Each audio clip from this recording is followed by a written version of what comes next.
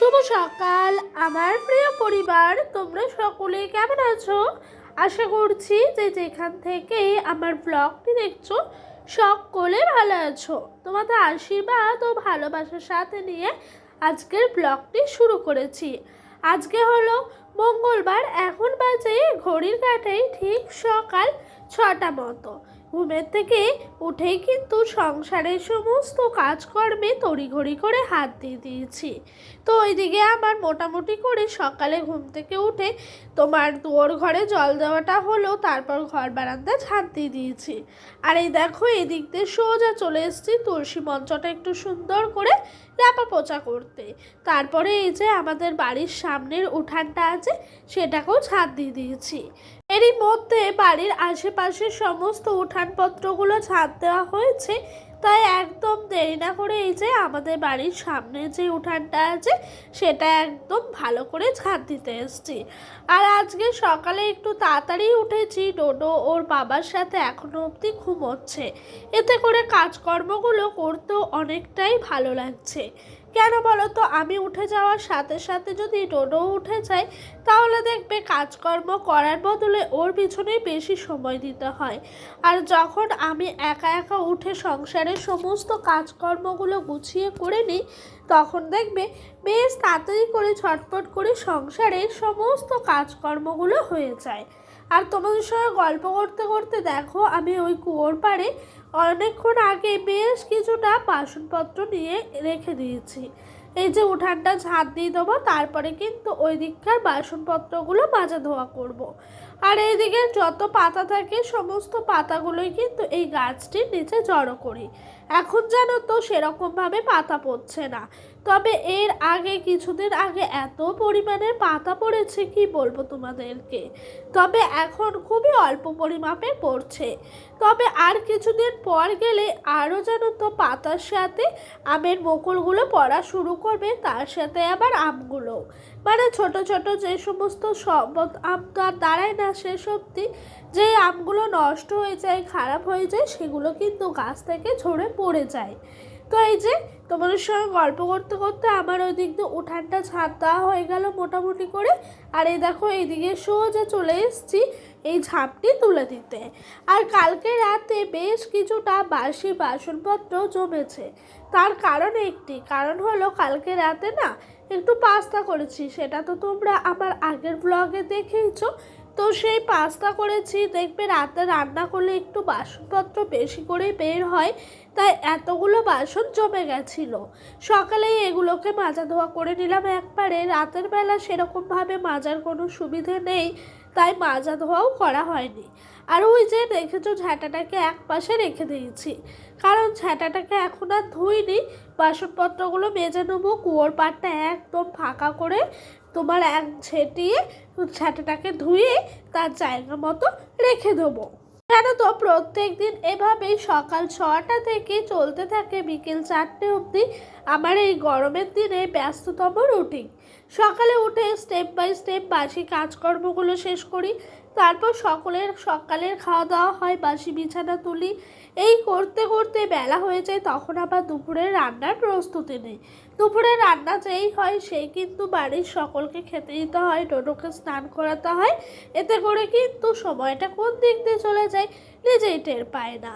আর এই দেখো এইদিকে সোজা চলে এসেছি উনান থেকে ছাইগুলোকে তুলে নিতে।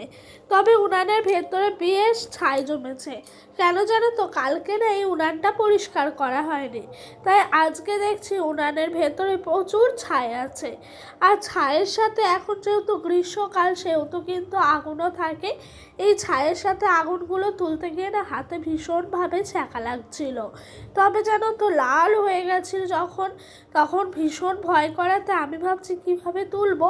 তবে আবার কি করলাম, এক পাশ দিয়ে দিয়ে দিয়ে তোমার ছাইগুলোকে তুলে নিলাম।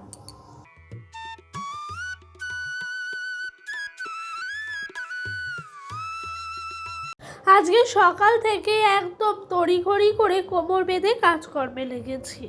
আর এই ছাইগুলো তুলতে তুলতে মাথায় দেখো ওড়না দিয়ে রেখেছি।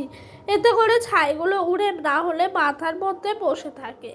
আর মাথায় যেহেতু তেল দিয়েছি তার সাথে ছাই নোংরা এগুলো কিন্তু আরোই বেশি চুপচুপে হয়ে লেগে যায়। এই দেখো কথা বলতে বলতে আমার এরই মধ্যে সমস্ত কাজকর্মগুলো মোটামুটি হয়ে গেছে। ওদিক দিয়ে আমি সমস্ত কাজকর্ম সেরে দুপুরে রান্নার প্রস্তুতি নিচ্ছি। দুপুরে রান্নার প্রস্তুতি বলতে আজকে রান্না হবে উচ্ছে দিয়ে আলু দিয়ে ভাজা, আর হবে তোমার সজনে ডাঁটা দিয়ে আলু দিয়ে মাছের পাতলা করে ঝোল। এগুলোই আজকে আমাদের দুপুরকার খাবার। আর আজকে জানো তো এই পাতা দিয়েই কিন্তু রান্না করছি, পাতার জালে, কোনো রকম কোনো কাঠটার দিয়ে রান্না বান্নাগুলো করছি না। আর এই দেখো এই দিক দিয়ে আমি কিন্তু সজনে ডাঁটা দিয়ে আলু দিয়ে মাছ দিয়ে ঝোলটা করলাম। আর এরকমভাবে ঝোল খেতে ভীষণ টেস্টি হয় জানো তো। বিশেষ করে সজনে ডাঁটা তো খাওয়া ভীষণই প্রোটিন, আর তার সাথে যদি মাছের ঝোল হয় আর কি লাগে বলো। এদিক দিয়ে আমার মোটামুটি রান্নাবান্না কমপ্লিট হয়ে গেল, সকলের খাওয়া দাওয়া শেষ, বাসনপত্র মাজা হয়ে গেছে। এখন বাজে ওই 3টে নাগাদ। তাই ভাবলাম গাছগুলোতে একটু গোড়ায় গোড়ায় জল দিই। এখন যেহেতু সেরকম গরমটা পড়েনি সেরকম জানো তো এই গাছগুলো কিন্তু এখন জল দিলে ক্ষতি হবে না, তবে ভীষণ গরম পড়লে এই সময়টাই কিন্তু গাছগুলোকে জলই দেওয়া যেত না। তাই ভাবলাম জানো তো দেরি না করে গাছগুলোকে ভালো করে জল দিয়ে গোড়াটা ভিজিয়ে রাখি। এদিক দিয়ে মোটামুটি করে আমার গাছগুলোকে জল দেওয়া হয়ে গেছে। ওদিক দিয়ে গোলাপ গাছের কিছু কিছু পাতা পোকায় খেয়ে নিয়েছে। কি করা যায় নিজেও বুঝে উঠতে পারছি না। তোমরা যদি জেনে থাকো অবশ্যই বলবে। হ্যাঁ, এই দেখো গাছগুলোই জল দিচ্ছি, আর জল দিতে দিতে তোমাদের সুন্দর সুন্দর কমেন্ট পড়ে শোনায়। আমাকে এক বনু বলেছে, দিদি ভাই তোমার ভিডিওগুলো অনেক সুন্দর হয়। তো বনু তোমাকে অনেক ভালোবাসা, আশা করছি তুমি এভাবেই আমার পাশে থাকবে। আর এই দেখো কথা বলতে বলতে এই দিক দিয়ে আমার সমস্ত গাছগুলোকে জল দেওয়া হয়ে গেছে, তবে আরও জল লাগতো জানো। সেরকমভাবে জল নিয়ে আসিনি, 1 বালতি জল নিয়ে এসে প্রত্যেকটা গাছের গোড়ায় অল্প অল্প করে দিয়ে দিয়েছি। ভাবছি এবার থেকে প্রত্যেক দিন গাছগুলোকে জল দেব। আর আজকে বিকেলে নাই দেখো নারকেল গাছের পাতাগুলো ছাড়াতে বসেছি। কদিন ধরেই ভাবছিলাম যে নারকেল গাছের কিছু পাতা জমে গেছে, সেই সমস্ত পাতাগুলোকে একটু চেঁচে কাঠি বের করে নিতে হবে, তবে সময় করে উঠতে পারতাম না। আবার ডোডো বাবাকে নিয়েও কিন্তু এই কাজগুলো করা খুব একটা সম্ভব হয় না। তাই জানো তো আজকে ও গেছে একটু খেলতে, আর সেই ফাঁকে আমি সময়টা নষ্ট না করে এ দেখো এইদিকে সোজা চলে এসেছি শলা কাঠিগুলো থেকে চেঁচে কাঠি বের করার জন্য। সেদিন ডোডোর বাবা এই গাছের ডালটি কেটেছিল, মাঠের দিকে একদম ছিল সেই কারণে। আর গাছের ডালটি কাটার পর পাতাগুলো শুকোনোর টাইম দেওয়া হয়নি, একদম ওই অবস্থাতেই পাতাগুলোকে ছাড়িয়ে নিচ্ছি।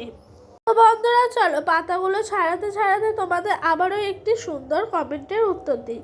অসীমা দিদিভাই আমাকে বলেছে, পিউ তোমার রান্নাগুলো ভীষণ টেস্টি হয়, আর তোমার মসুর ডাল দিয়ে রান্নাটা খুব ভালো লাগলো। সত্যি কথা বলতে ওই রান্নাটা যেন খেতেও ভীষণ টেস্টি হয়েছিল। মসুর ডাল দিয়ে থোরবটি ভীষণ সুন্দর হয়েছিল। তো দিদিভাই সত্যি কথা বলতে অনেক ভালো লাগলো তোমার এই ছোট্ট সুন্দর কমেন্টটা পেয়ে। তো বন্ধুরা এই দেখো এখন সন্ধ্যা বাজে 7টা, এদিকে ঘরটা একটু গুছিয়ে নিচ্ছি। বেশ কটা জামা কাপড়গুলো বেরিয়েছিল সেগুলোকে ভাঁজ করে জায়গা মতো রেখে দিচ্ছি। তো বন্ধুরা চলো এইদিকে জামা কাপড়গুলো ভাঁজ করতে করতে আজকের মতো এখানে বিদায় নিচ্ছি। তোমরা সকলে ভালো থাকবে, সুস্থ থাকবে। তোমাদের সাথে দেখা হবে আবারও একটি নতুন দিনের সাথে, নতুন একটা ব্লগের সাথে। বাই।